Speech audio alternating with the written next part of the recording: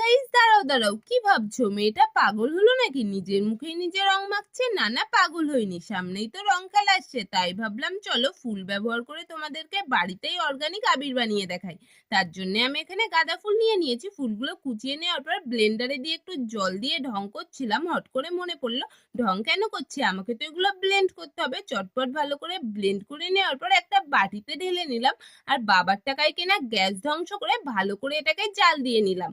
তারপরে ছেঁকনির সাহায্যে ছেঁকে একটা থালার মধ্যে নিয়ে নেওয়ার পর তার মধ্যে 1 চামচ হলুদ গুঁড়ো, 3 চামচ অ্যারারুট আর 3 চামচ কর্নফ্লাওয়ার দিয়ে ভালো করে মিশিয়ে নিলাম। আর এটাকে তারপরে 2 দিন আমি রোদে শুকিয়েছিলাম। আর তোমরা যে 1 মিনিটের ভিডিওটা দেখো না, সেই ভিডিওটা করতে আমার অনেকটা টাইম লেগে যায়, তারপরেও তোমরা সাপোর্ট করো না। এভাবে কিভাবে হবে বলো? তোমরা তো আমাকে একটু সাপোর্ট করতে পারো। যাই হোক, তোমরা কমেন্টে বলো তো এই আবিরটা বানাতে আমি কটা গাঁদা ফুল ইউজ করেছি, দেখি কে কে ঠিক বলো। তো আজকের ভিডিও এটুকুই, বাই।